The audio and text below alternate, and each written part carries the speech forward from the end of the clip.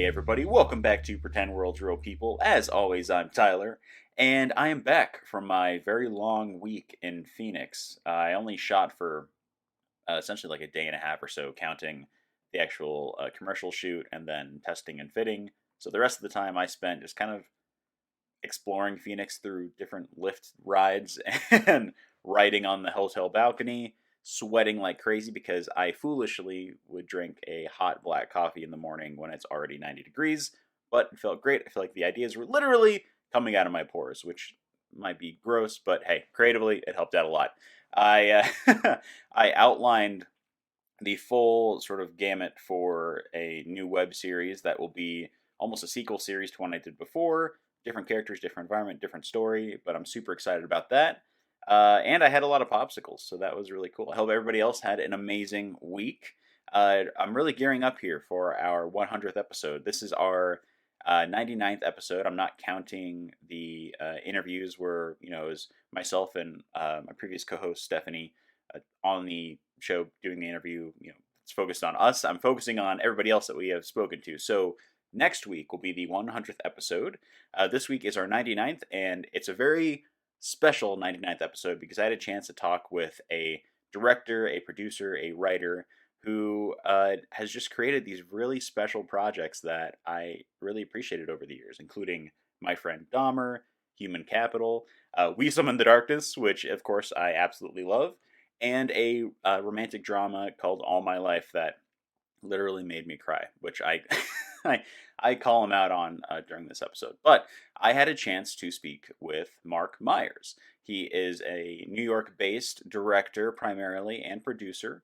We talk about his upbringing, how he got into the film industry, what his writing process is like, and just his general experience in the industry. It was a really fun chat. I just love chatting with people who are behind the lens. I feel like there's a whole new sort of approach to their existence in the industry, so that was really cool to kind of dive in and hear his story. So yeah, I'm going to shut up and we're going to get right into the episode. Let's sit down and let's talk with Marc Meyers.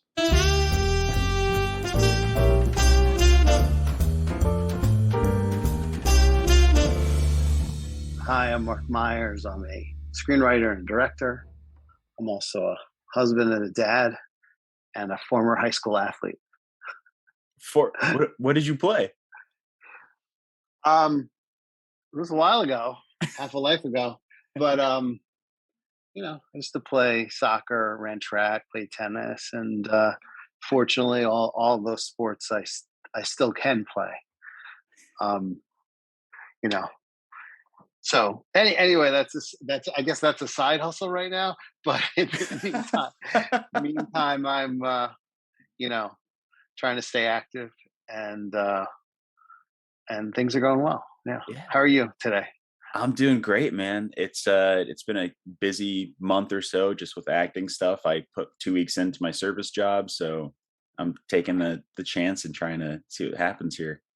I caught that. When you say service job, do you mean waiting tables or something like that? Yeah, server and bartender. So 2 weeks wrapped up on Sunday. So now I'm just waiting for my jobs coming up and just taking the leap, man, and taking the leap and seeing what happens. Also taking the leap, hopefully. Oh yeah, no, I did that before because I wasn't sure, how long would be on for this, so I didn't want to be jittering as I was asking you. But no, man, just doing great. Happy to talk to you. Happy to hear more about your story. And let's start from phase one, man. What got you into features? What got you into film? What was that pivotal moment, if you can recall? When you say that, I somehow immediately go back to remembering that when I was graduating college, there was a kid going, "Oh, I'm going to be a filmmaker," and I was like, "Oh, that sounds fun." Like, I wasn't one in college with my eyes set on any of this. I was, just happy to party in college and study well and have a radio show. But I also in college, now this is talking a long time ago, started writing like an editorial or opinion column every 2 weeks. And that was really the beginning of me, I think, experiencing the idea that I could write and express myself and some ideas that weren't to hand over to a teacher. It was just to share with random people. And at that point, I started that, and living in England and going to Oxford for a year when I was in college. I think is when I start to think about myself as a writer. So and so graduating college, I wasn't, you know, set on what I'm doing now as the ultimate goal, even though it all to me makes sense. I messed around with a home video camera as a kid. And I was always involved in theater. I went to an acting camp for a couple summers when I was in high school, um, and all enjoyed all of that stuff. So it all makes sense, but it never was sort of a declaration of any kind. So it was a natural evolution. And so after college, started by writing ads and waiting tables, you know, and and even my first short film was about a bunch of waiters. I kind of wrote a play that was a one act that I eventually turned into my first short film. It was on 35 millimeter. That was about three waiters in a restaurant, failing restaurant, waiting for customers coming in, and it was sort of like I viewed it like a waiting for Godot kind of thing, where just like how these waiters, you know, hung around waiting for business with a Russian hostess and one Yugoslavian waiter and two Americans that were, one's a failed actor and the other one's like a spoiled brat young kid right out of college, and how they passed the time. You know, the short was admittingly probably about 15 minutes too long for what short films are supposed to be for film festivals, but I didn't care. I was figuring out how to make a film. And then after that, ironically, I had to go get another job. I was in my 20s, and that kind of took a toll, just to sort of not work for a couple of months to try to go make a movie. I had to go make Rent again, and I remember I was like, oh, I got to wait tables again. And I ended up waiting tables at this fancy restaurant across the street from Carnegie Hall in New York, where I live. And I had to wear what was ultimately almost the same costume as what I had the actors wearing in the movie short film I just finished. So, life can imitate art, or art can imitate life, because, so you just sort of start by, adapting your personal experiences into dramatic form. And I got involved with some theater groups in New York and tried to get away from advertising, which I didn't care for or never paid attention to. So it wasn't like a goal of mine, but it was maybe something I learned about first. And out of writing theater, and I found some mentors, and I learned to sort of, grow as a writer, from trying to keep 10 minutes interesting to a half hour, and try to learn, what is a long form play, and how to create conflict, and create a story on a bare, empty stage where all you have is actors and the words that you've provided. And out of that, and being involved with a bunch of different theater groups and collectives, keep myself busy that way. Ultimately, it came into making some more short films, and being around the New York independent film community and learning about uh, how to take some of the things I've written and then turn them into some shorts. Um, so I didn't start making features until several years later, I suppose. But one step at a time, right? It's a Yeah. journey. It's not the I didn't come out of film school at 24, because I didn't go to film school, but I didn't come out of film school at a certain young age and make some feature immediately. That wasn't my path, though that's a good path for some people. That wasn't mine. Yeah. Well, it's Yeah. interesting looking at that journey, especially with you working in advertising. Did you feel like you had like a leg up, so to speak, in promoting or pitching your theatrical projects? Not at all. No. No, no, no leg up. What are you talking about? No, there's always someone else that has another leg up. So that, I don't I think it's very naive to feel like anybody has a leg up, you Yeah. know? I wasn't sure if But you had some, like, marketing, n- uh, like, no, but guru stance. no, but what does apply is that in advertising, the whole idea is the whole thing is a good idea. Mm. What's the good idea? What's the concept? What's the elevator pitch? And that that nugget or kernel of idea that will give something a campaign, an ad campaign, which I only did a few of them. And by the time I saw some of those realized on billboards, I was already past advertising. I remember coming out of a bar with friends and being like, "Oh, I wrote that. I wrote those billboards that are on the back of those phone kiosks all around New York City." But it wasn't, it wasn't where I was anymore. Anyway, is a good concept, and that applies. That a really good idea is the core of everything. Um, and then just how to have something that has legs, that can you can expand upon, but always constantly reflects back on the central idea is kind of the same way, a dramatic a story or screenplay, plays around with what's the core idea and what's that theme that you keep coming back to and exploring. And so that's a constant thing I'm always trying to improve upon in everything I'm working on. And even, tonight, today it still feels like you're always starting from scratch with another new story, and trying to excavate what is, am I maximizing what the central idea is? Am I realizing what the core idea is, so that it has legs and it can stand up on its own? Wow. It, I mean, you have obviously a really crazy mind. You have to be a writer, right? So when it comes to working in theater, like what are some of the standout differences writing for theater as opposed to writing for something on film? For those of my listeners who aren't familiar with it. Well, I honestly miss writing plays, and if I would love to have, I feel like, the luxury to kind of go do that again, and I guess I could. I just haven't chosen to, because there's things I still want to obviously achieve and don't want to in film. But with the play, it's just the words. It's like what they're saying to each other, and the characters ultimately on an empty stage that you can decorate with a backdrop of whatever that location may be. But how do you?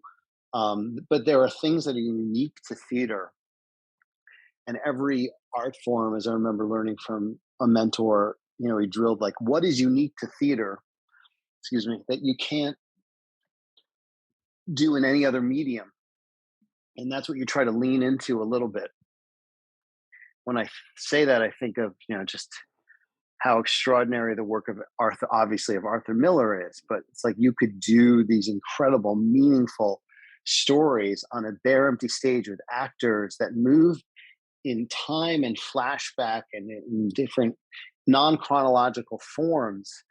And by the end of it, you're leaning forward as an audience member with your head in your hands, just being broken down as a human being over what he's saying to you on stage. I don't think movies often get to that point. It's a different thing altogether. Theater, you lean in, you want to hear more what they're saying. What are they going to say next? In a movie, it's a little bit closer to trying to create a dream, I think. And that's why, on some level, there's comfy seats in the multiplexes, and you lean back so that you're in a sort of more of a dream scenario. So it's a little less um, of an intellectual exploration to try to create some adventure or spectacle. Um, you know, that I guess that's some partial explanation of what the differences are. Yeah. Well, Yeah, I mean, I've never written for theater, so that was really just unique to hear because I can think back on a plethora of like plays I've seen where, yeah, if I have this emotional response to somebody who's 5 feet away, but then I could have the best actor on film saying the same words. And it's like, oh, well, that was like good for that. They did good, but I didn't feel anything, you know? You- yeah. The forms are different, and yeah. they affect you differently. Considering that I started writing theater, I still once in a while wonder why I'm not writing screenplays that are more two-handers around a house. But I think in part of it, because if it was a stage, I could pull that off. Like, I love the work of Chekhov, and almost like my first film, Harvest, was kind of Chekhovian in nature. It was a family around a house over the course of a summer. Stars Robert Loggia, Barbara Barry, a bunch of other actors. It's available, you know, to download wherever, iTunes or whatever. But um, it, I didn't stay in that sort of. I don't write things that are around such stationary, permanent places so much. And I think it's because when I think about cinema and I want to sit down and try to write something, that to me is not as unique to the form as a movie that can move around in space and time in a much more fluid way. Um, and so I'm always compelled to kind of explore that. The challenge then is that you could write something and it's too ambitious, and Uh, you gotta chip away at what is possible because of budgetary limitations on either an indie, small or large, or something larger. There's always, money that's kind of controlling the size, shape of your imagination. I mean, you could write something akin to Marriage Story, or if you're thinking to do it, do you have something in the But works that you want to even bring? but that's an extraordinary movie that does move around a lot. True. Yeah. It does go through many locations, and even as New York and Los Angeles with extraordinary performances. It is great cinema. Then there's other things that are just like three people at a house over the course of a summer, which is closer to being a play. I just haven't in a while written something like that, because I think the form of cinema, it's fun to move the camera around various locations and keep the roller coaster going as a director and a screenwriter, and have a journey per se that's not there's always a journey going on. And so in a play, I guess it's pretty much an emotional journey that someone's going through, obviously.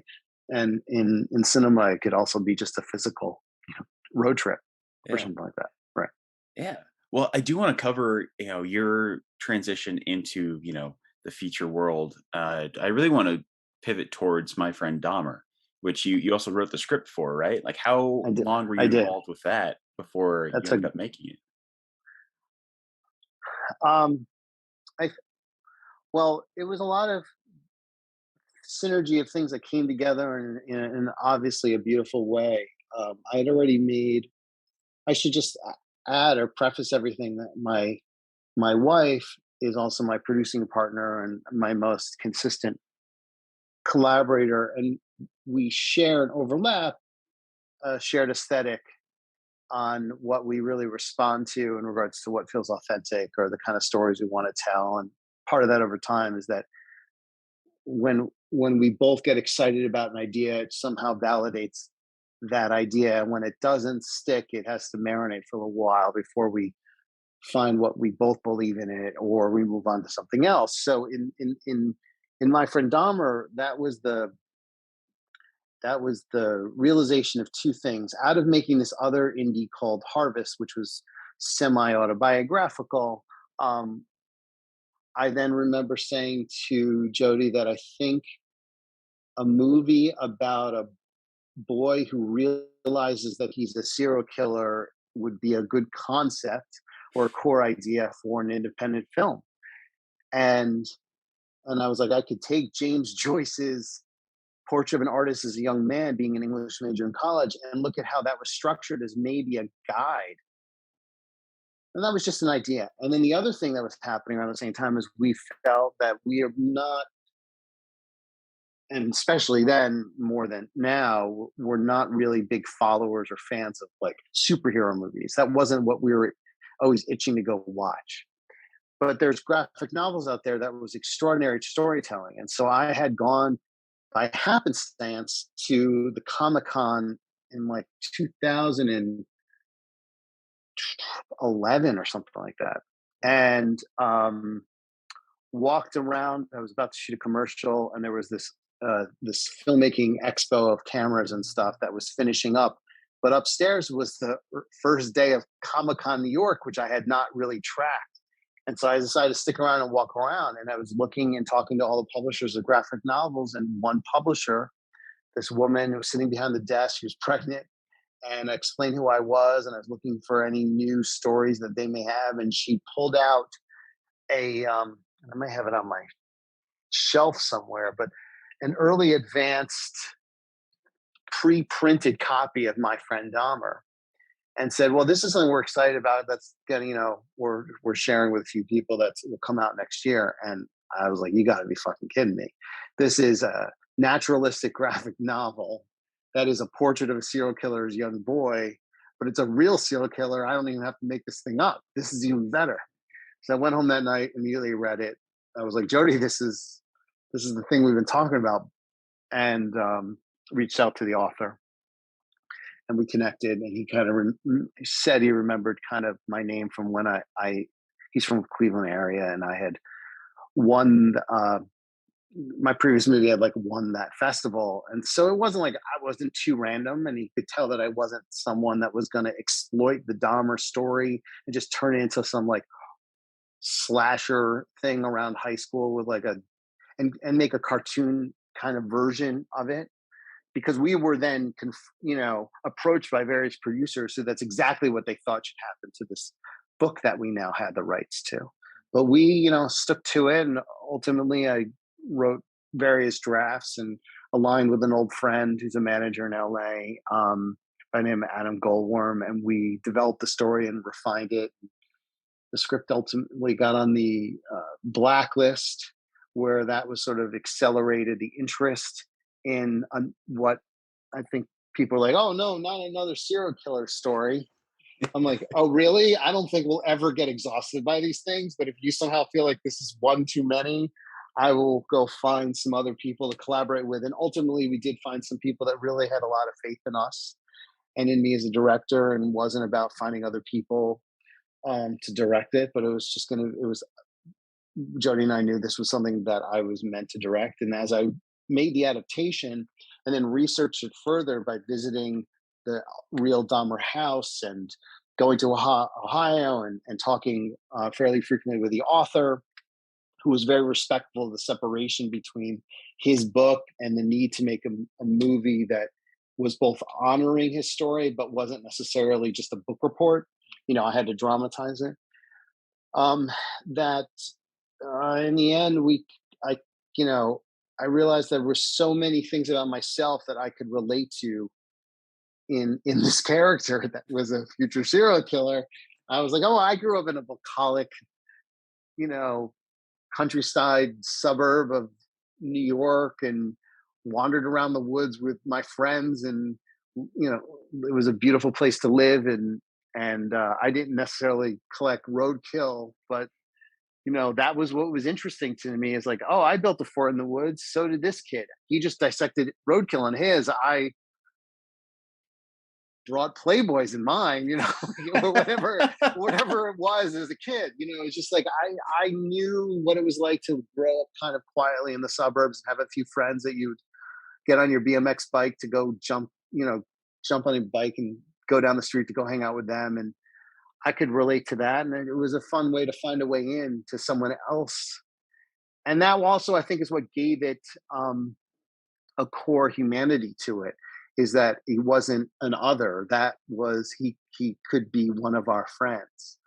And I remember that in high school too. You always kind of saw people that kids that you hung out with, but you knew they were a little weird, and it was just for your own amusement. You missed the signs as a kid. And his story was in the '70s, and I was in high school, and in the '80s, in the late '80s, '90s, and there was no internet really yet. You were just kind of out there with your devices, hanging out, trying to stay busy, and boredom was part of what life was. So with all those things, I went in. We got all the pieces together, and some extraordinary young actors came forward that felt they were perfect for the roles, and like Alex Wolff and Ross Lynch and Anne Heche was just the perfect fit for her to play the mom. And I really leaned into making sure that we filmed it in Ohio. That's why I was able to shoot it actually at Dahmer's real house where he grew up, filmed it in his bedroom, in his living room, in the front yard, in the driveway, around the surrounding area. We went to a lot of real locations to make it as authentic as possible. And I'm really happy, obviously, with how it came out and how it continues to just play, still plays It's incredible. It's really interesting how it sticks around that like that. Yeah, I think it's a film that's going to have legs for decades. You know, it's just Good, because, like you said, good. it's not this cartoonish slasher version of a biopic, so to speak. There's a realism to it. There's a groundedness, and there's moments where I was watching it going, "Oh, I knew that kid. Like that kid was my friend. Holy We shit!" right. Well, a central idea or a clue about that was in the book was that when the news ultimately broke for the author and his friends that their high school friend was just caught as a serial killer. Now, they're all in their 20s at the time when the news breaks. And when someone asked him, who do you think it is? Or his wife called him to update him from a newsroom, like a newspaper, guess what happened? They just arrested someone in your town. He guessed another kid from high school, meaning his first idea, who's the fucked up kid that's now became a serial killer, was not Dahmer. Oh my god. So, so that just shows you don't really know someone, and the kid that you're riding in the car with, who's kind of your buddy, that makes you laugh. You may punch him in the side because he's kind of like the kid you'd like to beat up on or tease, and see he seems to like that. Those qualities um, weren't the clues that made them realize, oh, this kid's going to be a future serial killer. I look Mm. back at those days. He doesn't look back at those days and go like, everything about what they did in high school now has a different perspective. Is what I'm getting at. Yeah. Yeah.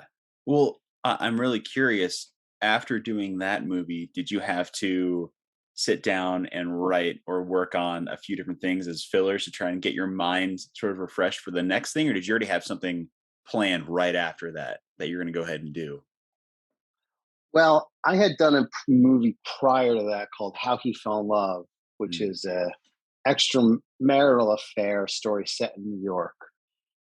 And so when we were finishing that up and I was in post is when My Friend Dahmer, the script, got on the blacklist, and then we started to focus on that. And then that takes a lot of energy. And then we, you know, premiere that at Toronto. No, not Toronto, Tribeca in New York, and then watched these invitations to other international festivals and around the country sort of come in.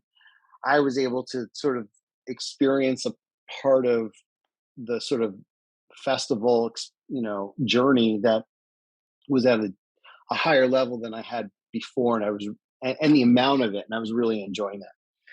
So I might have filled some time writing a few things that I was sketching out, but I was also just happy to ride and support this movie for a few months afterwards. And the things that I did write afterwards aren't things I've turned into film since, because for whatever reason, because I did these two movies kind of back to back, and Dahmer was the response to a previous movie going, what are you going to do next? I was like, oh, it's Dahmer. Um, I had come to a point where I was like, I would really like to go again and direct fairly quickly. And rather than wait for me to realize a script, I hope there's some other scripts already out there where I could jump on as a director and tell sort of someone else's story that they've been championing for longer. And fortunately, that plan really came together.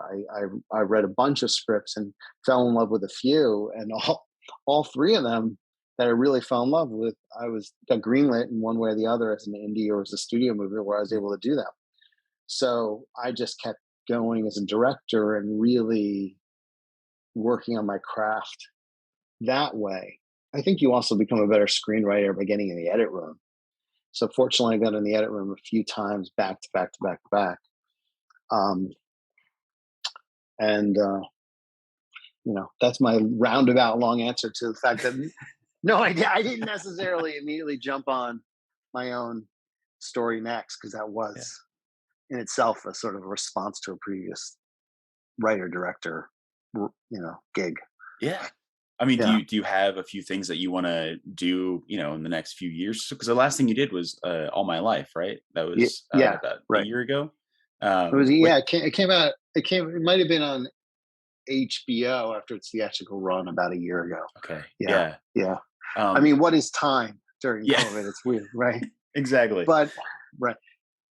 Yeah, it's been a blessing in many regards that I was able to sort of spend more time at home with not a suitcase packed in the corner, not living somewhere else for a couple months, making a movie, which were all extraordinary experiences, to just sit back and go, okay, what are some of the next stories that I would like to tell? In addition, hopefully finding some written by other people that I can step into and really believe in. The ones that I want to work on myself that I've written, it's been a very productive time over the last year plus in regards to really developing a couple stories that had been hanging out there, and I didn't have the time, focus, or quiet place in life to sit down and put those things on paper. Fortunately, that's all started to happen, or I've written them. So Sorry, yeah. I love letting it linger for a little bit. Right, and a listener doesn't see that I just ended that with a shrug. Like, I was like, I don't know. I don't know, man. That's that. But when it comes to writing, man, I mean, do you enjoy writing in your office, or do you like to kind of fan out, go to different coffee shops, go to a park? Like every writer has a different process. Where do you typically like to write? Um, it depends on what stage I'm at, Hmm. I guess, and I have no rules. I guess it's kind of a response to my mood. I haven't done it as much this spring or summer spring as I did the previous one, where I used to pack my bag and go find a quiet tree with like a folding chair that I could put my backpack and my laptop and sit under it in the Prospect Park under a tree and work for a few hours that way and wrap it up at 4 o'clock and come home in time to like meet up with my family. This year I've spent a little bit more time just sitting at my desk to do that stuff, or I've been a little bit more active with going for a ride or a run in the morning. So I plop down a little bit later in the morning and work on stuff. So it really changes. I don't like working too much at a coffee shop because I feel like, oh, I got to behave properly because people are around. You know what I mean? Like if you're in your office, you can kind of like move around and Yeah. pretend to be a character or say some weird shit and figure it out. And you're just not. But then to spend so much time in your own office when the weather is beautiful outside, it almost feels like you've missed out on an opportunity. So I was enjoying, you know, working on stuff in the shade of a tree. Um, changes. Yeah. Well, Yeah. I'm so thankful to hear that I'm not alone when it comes to like getting up and you're going over the dialogue and you're saying it as the character. Because I've had a couple knocks on my door. My girlfriend's asked me, "Who are you talking to?" Nobody. This is You're normal. you're also an actor, so it makes sense you're saying that shit out loud. Like I ain't. What a horrible grammar right there. But I'm not. I'm not acting my stuff out so much as I might just be like, oh fuck, that's a great idea. That just seems like a good. I give like a fist bump or something to the air, and then I jump back on my laptop, and I may be sober, I may be stoned. It doesn't matter. As long as I the mean, work's all getting done. yeah, exactly. I mean, with COVID, like all rules are off. Oh yeah, It's just like screw it. yeah. So I mean, I told you before, I'm a huge fan of My Friend Dahmer. I'm also just a massive fan of We Summon the Darkness. So Thank you. I Yeah. won't go too crazy into like asking you so much about that movie, but I Right. guess I just want to ask you Sure. like how that came to be because I talked to Alan last week and we had a Oh, great you did? conversation. Yeah, he says hi by the way. Uh, Oh, good. I hopefully we'll see him soon when I'm in LA in a few yeah, weeks. But we always text back and forth. Oh, did you do a podcast with him too, I or did. just Yeah, yeah. awesome? He got Yeah, back to me first, man. So he came in. that's fine. Well, his is probably like a 2 episode, 4 hour Oh yeah. talk. Yeah, Oh, he can go. honestly, like it'd be fun to have both you guys on at the same time because I told him like I could talk to you for hours, but I'm gonna cap it at an hour just so I can get more material later. So yeah, I think Treza and Christian Armagodian. I'm not sure if I'm saying his last name correctly. That would Christian, whatever the producer. He's a Yeah. great dude. I think they had suggested to their other producing partners, "Hey, how about the My Friend Dahmer guy?" And they sent it to me. And when I read it, I was like, I think this is pretty funny, but this is like more slasher and more genre than I ever done before. And because I'm, like playwright and like character driven stuff, My Friend Dahmer was my first foray into something that was even considered genre. It made me really fall in love with that community of people, of film festivals. Made me realize just out of doing it how great it is to make a film in this sort of genre space, and how supportive the community can be. How much better a movie can be by playing into those things rather than just a bunch of actors, sharing their emotions in a small indie.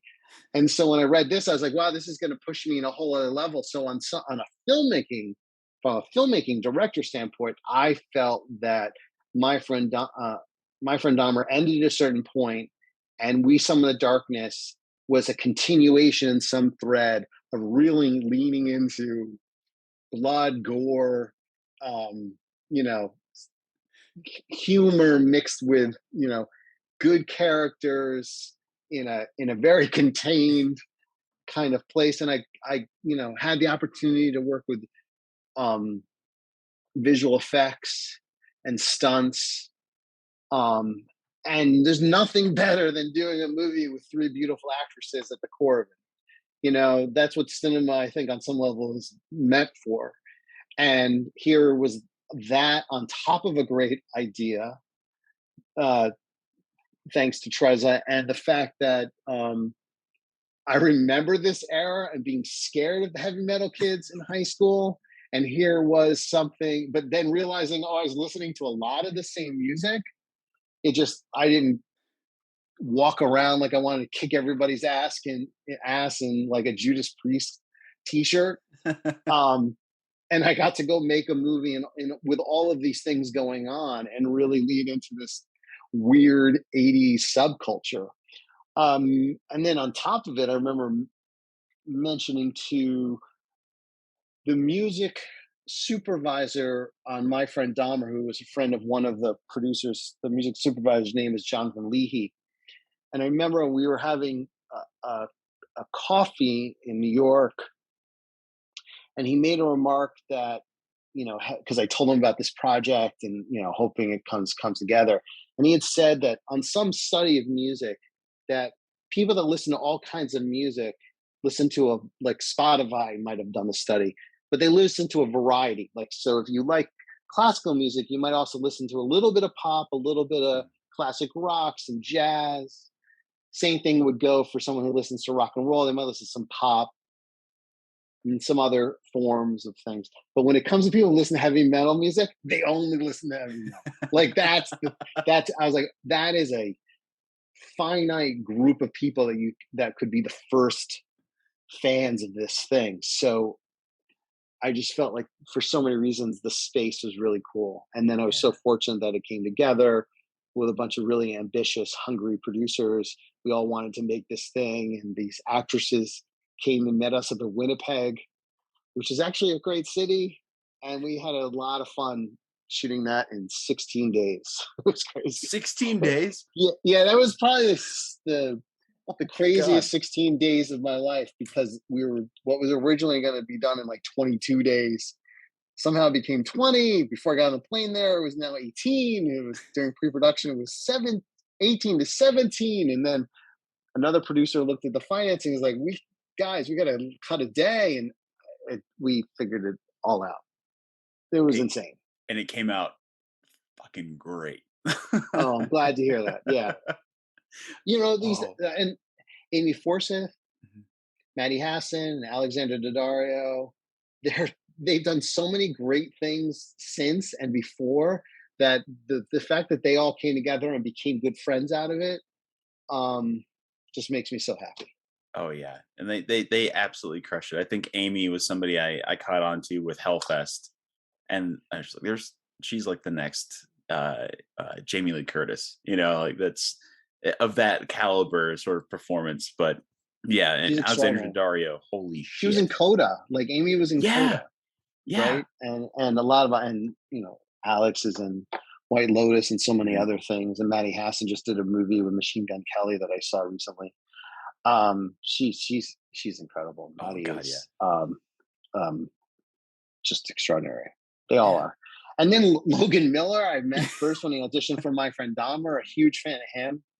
I hope to work with him as well again. Whoa. Johnny Knoxville was a blessing that he was willing to jump on and join the craziness. We shot all of his scenes in one day.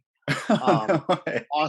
Austin Swift, he's great. I'm not going to tell anyone who hasn't seen the movie what happens to him. But he's a great front man. You know, it, it, Keenan Johnson. You know, it was a fun group of young actors yeah. with the support of a really enthused crew, and it was fun to dress up and be in a heavy metal world. Oh, I bet, man. I mean, you could feel it while watching the movie, like how much fun you guys had making that. Yeah, And I mean, sometimes not, but that's movies, yeah, I mean, Yeah, 16 days. I can only imagine how crazy you were going, but that's a crazy short shoot. And then I watched All My Life on date night, and I thought like, oh, I'm pretty impervious to rom coms or dramedies. And I'm sitting there, just a tear going down. I'm just whispering like, "Fuck you, dude." I'm crying so hard right now. It good. is I think it made a lot of men cry. it did, dude. It Yeah, it absolutely did, and it just goes to show, like, yeah, the performances are great, but how much you've really expanded as a director as well. I'm really excited to see where else you go. I mean, what are you doing after All My Life? Do you have something else that you're working on right now, as far as like films go, or yeah, what's coming up next for you? for sure. I mean, I honestly, I'm a little reluctant to always go, well, this is the next thing, and put it down, because things change, or you don't like a timestamp until you're actually on set, and then you're like, all right, this is now fucking real, you know. and but yeah, I've written something that I think is probably the best thing I've ever written. It's really very frighteningly, horrifyingly relevant. It's based on a historical event from the past, but it's oddly echoes kind of the world we live in kind of now. Um, it's an ensemble piece, which in this day and age is a little challenging because you can't hang a movie on like one or two actors, but you're asking, an ensemble to kind of come together, and they all may have 20 to 30 pages of the script that are there in the forefront of, but it's not, it's not a two-hander or leading man, leading lady sort of thing.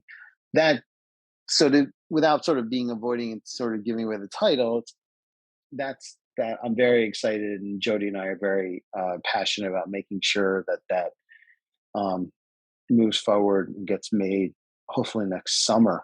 Yeah. But then, because of COVID, I was able to finally watch a lot more TV than I ever did before, and as so many other writers and directors see how there's almost a little bit more freedom to really tell some great grounded stories on TV. I did spend some time focusing on a couple things in that space too. Excuse me.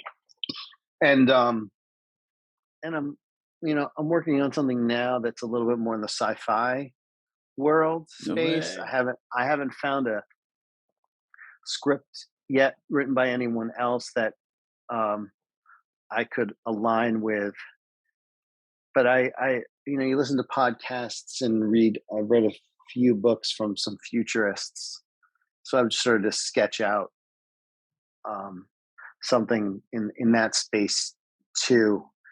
Because if I was to just sit in the same um, kind of genre over and over again with a new concept, but the same kind of thing, Yeah. that just to me that isn't the way I operate. So there's also a kids book that we have that I've developed with Jody, and I've developed with another producer, that we're about to go pitch a take on that, sort of a Spielbergian story, a hero's sort of journey with a young middle school kid at the core of it, um, that may or may not be an alien. So, Oh my I, it, god.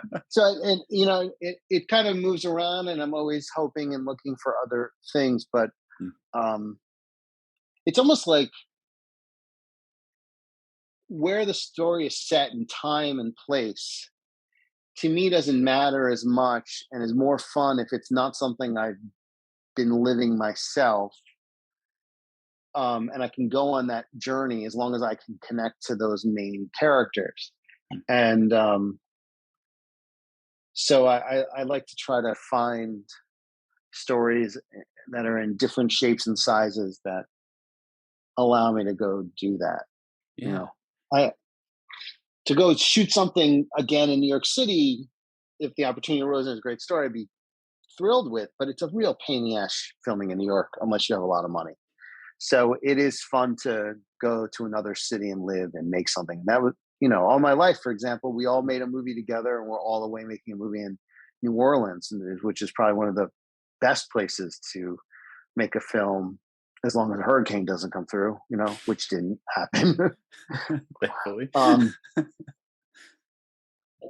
so it Yeah. changes. But I am kind of reluctant to be like, this is the title of that one. I don't even put them. I don't even put them on IMDb in advance. That's maybe my own hang up where so many other people are so self-promoting all the time. I'd rather, kind of keep it behind the curtain a little bit until kind of a few things, um, until you're like shooting it. Yeah. Well, I'm right there Yeah. with you. Just seeing the amount of projects you can bring up on a director's IMDb that are in development or, have been saying they're in development for 10, 15 years. It's a little disappointing when you're really excited for an adaptation or a movie, but I'm pumped to see what you do next, man. Like I'm Thank you. super excited, whether it's the sci-fi, the kids book adaptation, or several others that are not titled or mentioned that I know will get made at Right. some point. Yeah. I It's mean, yeah. I sketched some. I wrote something that was in the racing space. No I had some shit. time to, and it's funny now because I feel like with the Formula One reality show on Netflix, and Brad Pitt's doing a Formula One film, and there's a few others that racing is kind of bubbling up as there's a lot to explore there, and so there's a story of a few hot rodders from the '60s that I learned about that I think was pretty extraordinary. So I do like true stories, and was leaning into that, and then I started to fear that maybe that's a little bit of a crutch, Hmm. and it's okay to sort of create something from scratch that's purely narrative, and that's where I think sort of trying to spend a little bit of the time now sketching out something new that's like a futuristic kind of thing can get me away from what's another true story out there, Yeah. because I was really leaning into that for a while. um, it's always changing, I Yeah. suppose.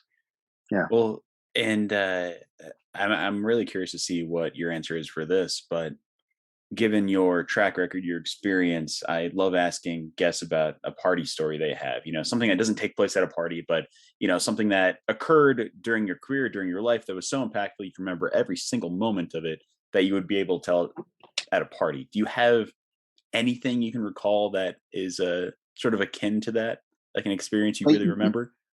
you mean, well, tons of experiences, but you mean to say something happened to me at a party? No, no, no, no. Or Just something that you would tell at a party, like a story you would tell at a party if you're gathering around with, if you're sitting down with Spielberg and Coppola and you guys are just, shooting the shit and you have an experience that, you could remember every single moment of, like that kind of story. oh god, I would love to sit down with two of my heroes like that. At some point during COVID, there was some gathering where hosted by Francis Ford Coppola. He like did a Zoom with a bunch of people, and I was on it, and just listening to him speak about his career was extraordinary. There was something that he said that has really stuck with me, which is maybe more valuable than a random like party story, because I don't know why I'm just thinking about like all the times that we try to pour do keg stands and pour in college, or pour beer from the balcony into a friend's mouth or something like that. So when you say party story, I think about those things. But in all seriousness, and when it came to Coppola, he did say something where whenever he does a movie, he thinks of the theme as a one word theme. So with everything going on, he always knows there's one word that he can turn back to. So I feel like with Godfather is loyalty. With I don't remember what he said the theme was for the conversation, but it's this idea that I think I've taken, because you always take tidbits from various people, which is like, what's the one word thing? Like on this kid story that I've developed, it's based on a book, and it's belonging. It's just a kid trying to figure out where he belongs. And like, you can always come back to this one word theme. And so if I was having dinner with Coppola, I'd be like, dude, thanks for that tip. I really appreciate it. And thanks for like making all of my favorite films between those guys. I mean, I've really come with Spielberg to really, really appreciate how extraordinary he is again. Just to look at everything he's done and how everything's so masterful, and rewatchable. I just feel like that's the pinnacle. Yeah. Right there is what he does. He also, if you really look at it, he shoots stuff like an independent filmmaker at times, where he shoots scenes with one or two angles. There's a lot of oneers, and sometimes you have to do that on an indie. You have to go, what's the core drama of this moment? I only have time to shoot the scene in maybe two setups, so I got to do it in this one. And what's something I can cut away to and then come back to this one? How do I move the characters through this space so that it's always new, that your eye doesn't get bored, that you're always looking for what's around the corner, what's right beyond the frame, where's this character taking me? And watching his stuff, you're just always reminded of what's possible, and so visceral and how he's telling those stories. So, to start to watch some of those movies, starting with E.T. with my daughter, is fun to revisit them with a little more experience as a filmmaker. Yeah. Yeah. It was that the Spielberg film you wanted to show your kids? Was it E.T.? Or is there one that you haven't yet been able to show? E.T. was the first one, because I think it's a little too early. She's in elementary school. It's a little too early to show her Schindler's List. I knew you were gonna say that. Well, no, I wouldn't do that. But I'm reading Mouse right now. Mm-hmm. It's heartbreaking. I thought I have to put it down and revisit it, because I can just take a chapter and then I was like, oh, I want to really think about that chapter before I read another one. It's extraordinary. And anyway, that's just a tangent. No, it's a good tangent, man. I think I haven't read it yet, but everybody I've talked to, they've said the same thing. It's like, you need to let it sit with you for every like chapter or selection pages you read. Just let it sit and then go back to it. But that was a really good segue into one of the last questions I have. And it's, if you have anything you could bestow upon the listeners of this podcast, because I know I got like 5 minutes left with you, but if you're good, we can keep going. If you want, I'm chill. As long as you cut out that little comment there, but I'm happy to riff with you for a little bit. Guys, he's directing me to. I couldn't tell if it was keep going or hurry the hell up. No. Yeah, I want to see if I can go one more minute than Alan Trezza. No, I'm just kidding. Oh, we'll get it. We'll get it for sure. No, because I mean, this question is something that people really like to sort of think about. I think Alan took a little bit to think about it too, but the idea of bestowing your own wisdom or something you carry with you onto other arts workers, whether they're starting out right now or they've been in it for 10 plus years and they're just trying to keep going. Do you have anything you can sort of pass on to them that they could hang on to for advice? Well, I've said nothing of relevance yet, so I might as well start now. I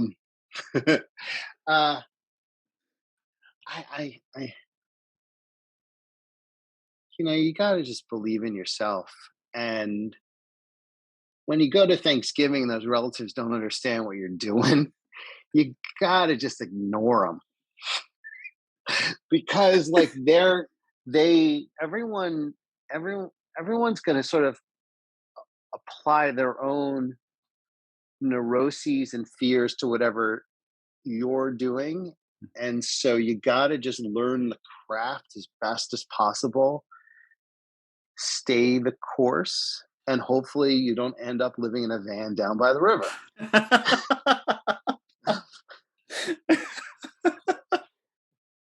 But it's like learn the craft. And one thing that I'm trying to imply more to like everything in life, um, I've taken up climbing a little bit lately and going to the bouldering gym.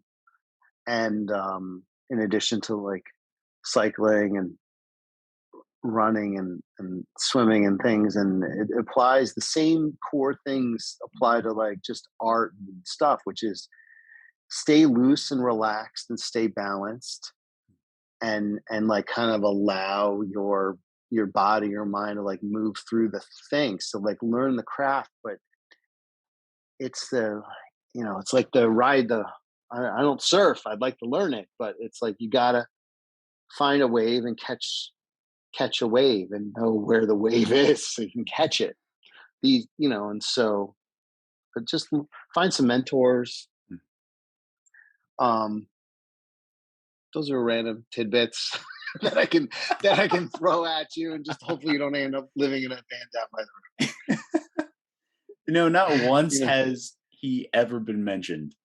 Chris Farley's motivational speaker on this podcast. I mean, good. Like he should be invoked more often. That's gonna be stuck in my head all day now because I have a weird brain, so I remember so much from my childhood, and most of it is SNL skits. So that it's just, and now it's an amalgamation of different Chris Farley bits. But no, man, those are all great pieces of advice, especially the idea of staying loose and relaxing and staying balanced. I feel like, not even the just the actors in this industry, it could be screenwriters, directors, producers. Everyone can get so wound up because they look at it as so much is on the line. But staying loose and relaxing, even if it's just internally, helps you just go further. Even based on my experience, helps you move forward even more so without distraction or without having a bad interaction with somebody because you're paranoid about how your day is going. Yeah, I think that one of the big devils out there is ego. I have found that on a set, I try to keep mine in check. I think I can pride myself on being a very collaborative director and appreciating the hard work of everyone around me, from a dolly grip to obviously an actor or to a set dresser, and they're not there to serve you, but we're all collectively working like a beehive to kind of serve a larger thing. I just happen to be the director who's got some dream in my head that I'm going to try to inspire everybody else to sort of contribute to. But when somehow a moment of ego or someone trying to kind of make it about them, that freezes up people around them. It paralyzes the sort of collective process, and that can happen at any point in both filming or in post production, and so much of this is about listening, and it's something that we all have to constantly be working on as collaborators, because it is not a solitary, beyond the screenwriting thing, but even that is really not a solitary thing, because you're writing it for an audience, so you got to test it on people. But everything you're doing is a hugely collaborative effort for an audience, because then you're trying to share it with strangers. So everything's about sharing it with people you do not really have a history with. And when ego pops in, for any of us, it really can kind of like stop the flow, and or sour the moment, Yeah. That, so I guess that's a little tidbit. If you're not already living in a van down by the river, if you're there, this might get you out. Maybe this will get you out. Well, I didn't get a chance to ask you this, and it's always something that's really good to bring up is what helps you decompress. I know you said you've been climbing, you've been bouldering, you like to go out and sit in the park when you write, but what's I'm something that just just helps thrilled you that somehow I was relax? able to mention the fact that at my age I'm going to a climbing gym now, which is like such like things filled with 20-year-olds doing it. But anyway, sorry. Uh There's no age limit on bouldering. I've never bouldered a no. day in my life. I'm a hiker. And, I like and rugged you live stuff, in but Denver. What are you I know doing? I'm not gonna climb the side of a mountain. I'll walk up and go, look at this guy. Yep, he's having fun. Yeah. But come out to Denver, I'll take you hiking. No, like what helps you decompress, man? Like when you've had a long day of writing, and or if you're working on set and you have an hour to try to relax, what helps you kind of get down a little bit? Well, I'd like to say just staying active um has helped loosen, you know, Mm, loosen the body a little bit. You know, I gotten back to doing yoga at least once a week. That has both remedied any kind of injury that I might have occurred earlier in the week on something else, but actually keeps you sort of grounded with your bare feet, you know, just yeah. on the ground. Um, I did. This is- I think this is related, but I was hanging out with one of my friends who's an actor. I've done some movies, 2 movies with, and I was fried after doing, you know, all my life, which was right after I'd done Human Capital and We Some of the Darkness, that were basically finishing in post simultaneous, just based on how things had shook out. And he was like, "Oh, you really need to like creatively recharge," you know. And it's true. I feel like as a director, I was at the top of certain parts of my my craft yet. Like I was like starting to touch on a new level of directing for myself. But I definitely needed some time to like take in art and take in books and just look around at what other people were making and stuff. And so I've been pretty good over the last year of just reading a little bit more in various ways, and watching a whole array of kind of movies from world cinema, Criterion Collection, and just reminding yourself of all the different ways that things are possible. Because I think there's always this sort of like repeat thing that happens where people somehow have like figured out where your stuff falls in and out of what is valuable at the moment. And Yeah. you're like, you know, it's good to just be reminded of, you know, what is all possible with cinema, Mm, you know, yeah. um, and not get so locked into formulas and tropes. There's a few tropes right now that are just, you know, irking me a little bit on television. Like one is like so many main characters are like they got a drug problem, you know, that explains their torture. They're either a drinker or a recovering addict. It's like, can we have just like, well, why is every character have like a, it's either, I mean, because tropes work, but I feel Yeah. like, you know, so it's a little bit too easy sometimes, I feel, to Yeah. give pathos to a character because they're recovering from their pill addiction, or they're recovering from their alcohol addiction, or they're, you know, there's other ways to really dig deeper into, um, to also explore the human psyche, um, and explain their inner conflicts in a way that's not because of substance abuse. It almost feels like an easy way to tag on so that someone can be brooding and tortured. There's other ways of doing that. You know, our parents It's fuck us up. Our parents fuck us up too. That's a good one. yeah.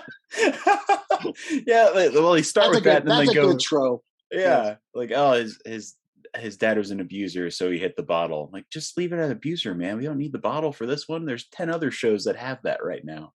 But There's a lot of yeah, alcoholism explaining their torture, and they're great shows. I've, yeah, you know, love them, but it does feel like a a pattern that makes people feel satisfied that it must be working. You know, Yeah, no, I'm completely on board with that. Half the stuff I'll watch the pilot, and then I'll see where that's going and go, nah, all right, I think I'm good. I can move there's on to the so next thing. there's so much good TV on right now. Yeah. I did start writing this year a list of what I've been watching because I got annoyed that I couldn't remember what I watched the month or two prior. Oh man. It was like, oh, what was that other movie? And I couldn't remember the title, but it was this thing. And I didn't then like to spend the time to try to like remind myself digging through my phone to kind of remember which streamer I saw it on. So I started taking a log of all the different things I've been watching, but also by doing that, I get to see that I'm watching things in a certain pattern. Now it's time to like I was watching a couple movies and some good mini series, and I was like, you know what? I haven't seen Jackass forever. I should see that. And like refresh this thing before my viewing starts to look too snobby. Well, Like, yeah, when you oh, start I should. to what are the top 5 things you have on your or I guess not top 5, The but most recent. what are the most recent things? Oh, we just finished watching The Bear. That beyond the alcoholism and the suicide and stuff, I thought it was, even with that, I thought it was extraordinary. Absolutely. And I had heard that there's this monologue close to the end that was incredible. So I was like, I don't want to not get to that. I want to see where this is headed, and I just thought it was great. I'm a huge fan of. I can't. I'll destroy his name, but his first name is Hero. He's also the director, one of the producers on Atlanta, which is one of my Oh, favorite yeah. shows.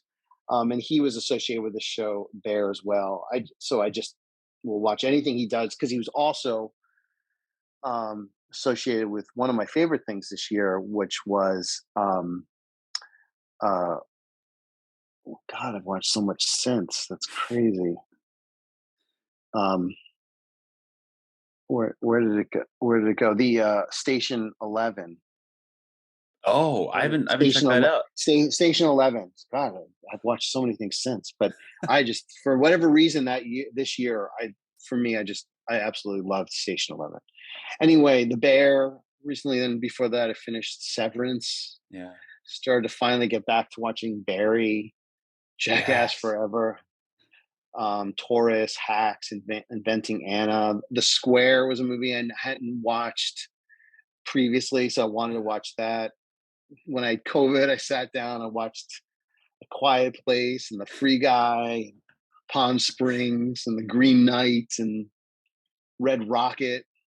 Oh my god. You know, Red Rocket's just amazing. there's so much good stuff out there to Yeah. watch. It's a great time. Yeah, it's the golden age of quality entertainment. We don't have to search too far to find something great. Just get a free trial of whatever streaming service it's on and binge Yeah, it. it's a great time to be lazy and sit on a sofa. It really is. Oh god, yeah, dude. Yeah, After yeah, a long night of work, if I don't want to go to bed, when I was working at the bar, I would put on an episode of Barry because it would not lull me to sleep, but it would give me such a refresher from the day before or like that shift, and go, okay, cool, that was amazing. I'm gonna go to bed and dream about whatever. yeah. Um, Our family recently went on vacation in April to Portugal, which was oh no way. um, a nice trip, and it was nice to take my daughters in elementary school to Europe. And the Airbnb we were staying at, someone else's Netflix account was still signed in from the previous person, probably. So we just turned it on, and without signing in ourselves, it was like Seinfeld came up. And we started watching Seinfeld with my daughter when we come back to the Airbnb at night, and so many of the jokes go way overhead, but she still loves it, and so it's fun to rewatch Seinfeld with a kid, um, because she thinks these adults are just big children, so Yeah, which they are. Yeah, I don't think I've ever heard anybody sitting down and watching Seinfeld with their elementary school like aged child. That's amazing, start them young. The right? all the sex jokes go way over her head. She has no idea what they're talking about. You don't have to worry that you're going to corrupt her because like she has no idea what they're talking about. But when Kramer comes on and trips on something, she loves it, you She know? loses it. So, right. Yeah. It's also very fun to try to explain in an appropriate way what's going on in the show to a kid that doesn't understand half Oh of the yeah. jokes because you're then trying to explain. She's like, wait, is George going to get the job? Or did he have the job? Is he fired? I was like, well, yeah, he did because this, but don't worry about that. You know, it's good it's great television. Oh, Yeah. I was so thankful when they put that on Netflix. Like, cool. That's because that was always a background show to have because you'd seen every episode. But to have it, playing Right. hours on end if you're like cleaning the It's house. great to revisit. Yeah. Oh yeah, it's amazing, Yeah. man. What are you working on? What are you working on next? Are you just doing the grind on I trying to get? right now it's a mix of both. Like for this podcast, I haven't talked about it a whole lot on the recordings, but I'm trying to get it to a point where I can utilize this as another job at some point, and hopefully gain a studio and just because I just love talking to people who work in this industry. It's just so much fun networking. So obviously doing this, getting some live streams together that I'm hoping go pretty well. Right now, I'm just waiting on a couple commercials that I booked. I'm working on a TV series with my co-writer and mentor that we sent to the Sundance Lab. So we're gonna wait till mid-September to see if we got close. And Right. revisiting a web series I made 2 years ago, but now it's pivoting almost like an anthology to the restaurant industry, the service industry. So Right. it started out Right. with people who are on antidepressants and like manic medication, and now it's people who work in service during COVID and absolutely like just hate their jobs but love seeing how stupid people are. So yeah, working on that and just sending in self tapes like crazy, man. It's been a huge boom this last month for actors and for casting agencies. So I don't know. It's the world is open to a lot of possibilities right now. Well, that's amazing. And as I said to you before we started recording, my hat goes off to you for starting a podcast and consistently keeping up with it and the effort it takes to reach out to strangers and be like, hey, you want to jump on this thing? And I've listened to a few of yours, and it's congratulations on what you're doing because it takes a lot of effort and commitment, and I think obviously you're doing a great job, and you're not living in a van down by the river either, so you must be doing something right. No, but next time, and thank you so much for saying that, but next time I talk to you, because I'm sure I'm going to talk to you again, I will dress up like, God, I can't remember his name now. Something motivational speaker. Damn it. The listeners are going to light me up for this. Good. But yeah, I appreciate it, man. This has been something that, when COVID was fully rampant, we weren't working at all. This is what kept me sane and just talk to my friends. And now I'm meeting new friends and new people. And it's been fantastic. And Awesome. I don't know. I just had so much fun talking with you. Like you and Alan, you guys have been the easiest to sit down with. It's just it's just two guys talking. It's the easiest thing ever. Yeah, good. Yeah, it's hard to get Alan to open up sometimes, but yeah, I guess you did it. Well, I think I told him afterwards, like, yeah, after about 5 minutes, man, you were an open book. And he goes, yeah, I get, I'm, kind of reserved at some point. I'm like, nah, I'll get it out of you. He's great. I love him. And he's one of those characters where I feel like if I wanted to just talk to a film friend after I saw a movie, I could just call him up. Also, because I'm on the East Coast, so I know even if I saw a late movie, it's not late for him. Yeah, still be out. I remember I once saw, I think it was Jordan Peele's last film, and I was walking home, and I was like, "Have you seen what was the last one? Us." Us, yeah, yeah. And I was like, "Have you seen this? What was that?" I wanted to chat with him. He's a great guy to talk cinema with, which is one of my favorite things to do. Oh yeah, he's awesome, and you're awesome, man. I'm so glad that we made this work. We're able to sit down for a little bit. I will wrap it up a little bit because we did beat Alan's time. Alan, you lost on this one, dude. But I have two more things for you. One, if you can tell us what you have coming up, and then 2 we'll do the awkward goodbye, which you may have heard before. But let's start with the shout outs. Do you have anything you want to promote with this episode? Maybe it's an organization, a charity, something you've been working on, something coming up, like anything of note that you want to put out there? I mean, I have a few projects, the titles unknown to, random listeners, that are various stories. So I guess we'll just, circle back. You can follow me on Twitter and Instagram when I don't know, brag about something. But in the meantime, I've kind of, um, uh, I'm excited. I'm excited for this next chapter of stuff to be working on, like a war film that's kind of a stoner movie, a But kid's book, um, and and we'll see where things take me. I'm always hoping that I fall in love with a script the way I did with All My Life and We Some of the Darkness and Human Capital. They're all so different, and looking forward to finding those stories in again soon. Um, that's the vague, elusive, and non-answer. it's very heavy Yeah, on the stay tuned, but you should give me a follow, so you'll be the first. yeah. To be continued. Hell yeah, man. Yeah, Well, yeah. I will thank you again before we stop this recording. I won't kick you out of the meeting or anything. We're just gonna stop recording after this. But this is my favorite part, dude. It's the awkward goodbye, where I will give you. You've seen Wayne's World, obviously, right? Yeah, a while ago. Yeah, Yeah. So yeah. I'll give you the silent cameraman countdown from 3, 2, 1. Then when I point to you, give me your best verbal awkward goodbye. Think you got something awkward in the chamber? Uh, all right. You ready? Goodbye. Here we gotta do it first. Ready? Are you gonna count down I'm first? gonna count down first. In 3, 2. Okay. I'll see you later.